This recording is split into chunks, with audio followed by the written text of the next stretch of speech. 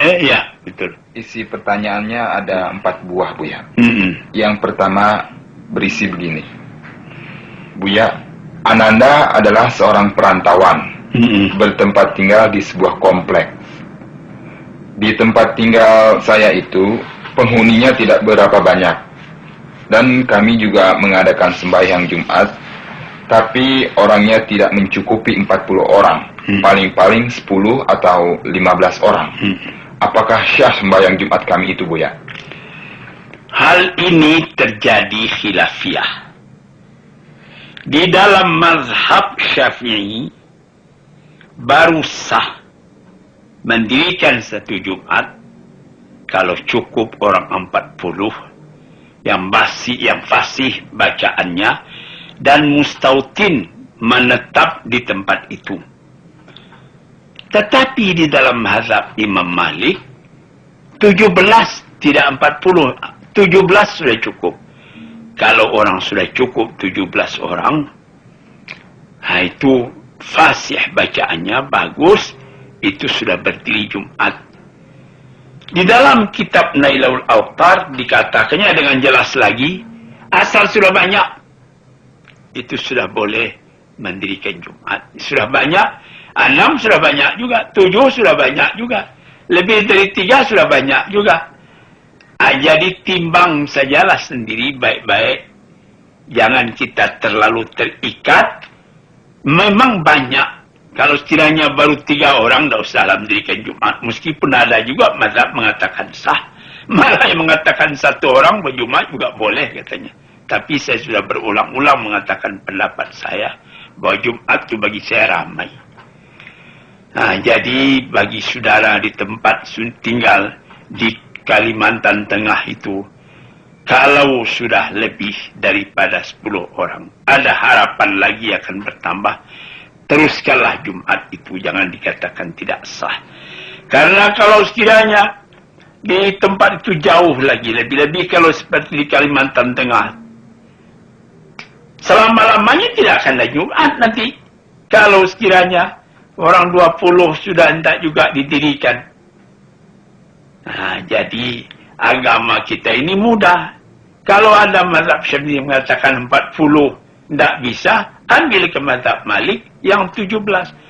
Bukan kita namanya oportunis mazhab, tetapi pertimbangan tentang ramainya makhluk. Apatah lagi di Kalimantan Tengah itu memang negerinya masih berjauh-jauhan itu. Sekian saja jawabannya. Untuk pertanyaan kedua dari saudara Mahmaskun ini, Buya, berisi begini. Apakah saya ini termasuk musafir atau bukan, Buya? Sebab saya merantau di negeri orang. Demikian, Buya. Merantau itu saya juga merantau di Jakarta. Saya datang kemari tahun 49 dulu, jadi sudah 31 tahun sekarang. Jadi kalau dikatakan merantau juga, tentu tidak. Biasanya yang dikatakan merantau itu dalam hadis-hadis sehingga 2 bulan. Kalau sudah agak lama, tentu tidak merantau lagi namanya. Kadang-kadang orang merantau dari Sumatera datang ke Jawa, lebih banyak yang telah berkubur di Jawa. Namanya merantau juga. Jadi tentu ada batasnya yang lebih baik. Ada seperti Abdullah bin Umar dalam perjalanan 2 bulan, dia tetap saja melakukan qasar dalam sembahyangnya. Tapi yang lebih daripada 2 bulan, tidak ada bertemu hadisnya yang kuat. Timbanglah oleh anak-anak sendiri memakainya. Baik, Buya. Untuk pertanyaan selanjutnya dari saudara Mahmaskun ini, berisi begini. Kalau kita bangun kesiangan, bagaimana cara kita mengerjakan sholat subuh, Buya? Mohon jawaban, Buya. Nabi Muhammad pun pernah kesiangan. Di dalam satu perjalanan bersama beberapa orang sahabatnya, atau patroli barangkali, tidur. Pagi-pagi bangun, matahari sudah tinggi. Disuruhnya juga Bilal azan. Azan katanya. Jadi sembahyang menjahar seperti biasa. Jadi kalau sekiranya saudara kesiangan, lebih baik menurut Nabi itu saja, terus sembahyang, terus jahar, pakai azan dan segala. Cuma jangan sampai 2-3 kali, karena dalam sejarah Nabi cuma 1 kali itu pula kejadian. Lebih baik saudara beli beker, supaya 4:30 pagi, kata beker saudara sudah bisa sembahyang. Yang sekali tidak apa. Tapi nanti kalau kita sengaja, biar saya tidur itu sudah salah kita. Ya, saya lama-lama baru tidur, supaya nanti saya terbangun siang hari, itu tidak boleh. Itu. Ya. Ya. Untuk pertanyaan terakhir dari saudara Mahmaskun ini, ya. Isinya begini Bu ya. Bagaimana kalau kita dalam suatu perjalanan naik kapal terbang, sedangkan sholat maghrib dan isya kita tidak dapat mengerjakannya karena penuhnya penumpang Bu ya. Sedangkan sampai di tempat tujuan sekitar pukul 5 pagi. Dapatkah sebelum melakukan sholat subuh itu kita kerjakan sembahyang maghrib dan isya kita itu Bu ya? Baru kita sembahyang subuh. Mohon jawaban dari Bu ya.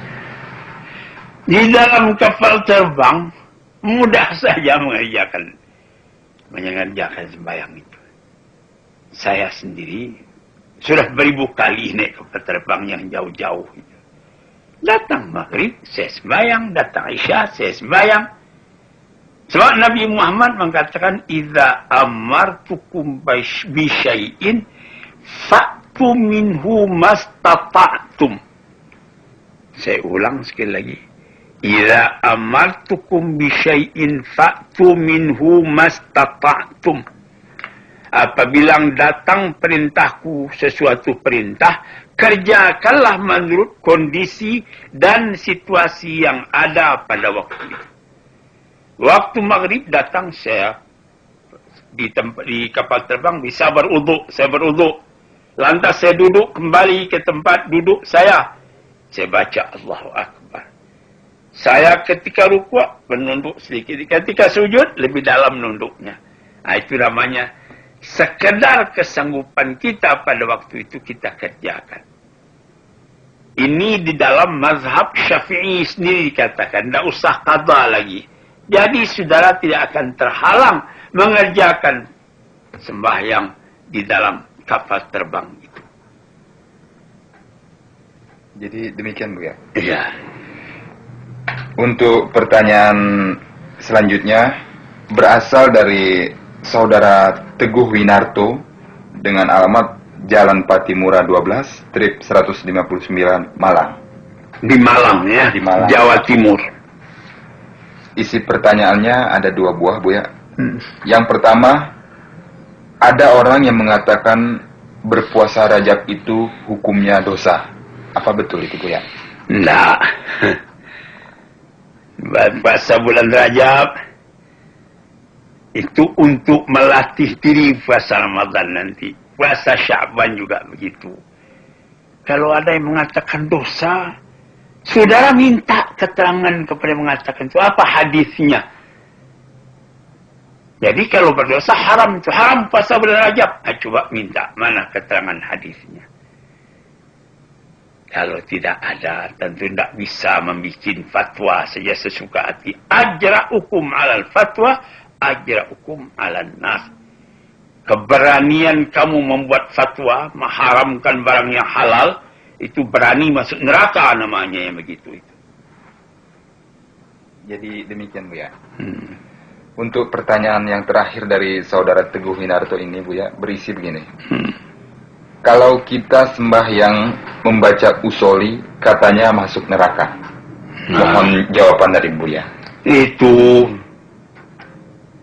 seperti tadi itu juga. Murah betul Tuhan Allah masukkan orang ke dalam neraka. Cuma yang benarnya, usali itu tidak dikerjakan oleh Nabi. Sebab kita beribadat menurut contoh Nabi, tentu jangan kita pakai usali pula. Tapi ada ulama mengajarkan usali itu katanya menolong niat kita. Jadi kalau kita berniat mau sembahyang zuhur 4 rakaat, Kita katakan usalli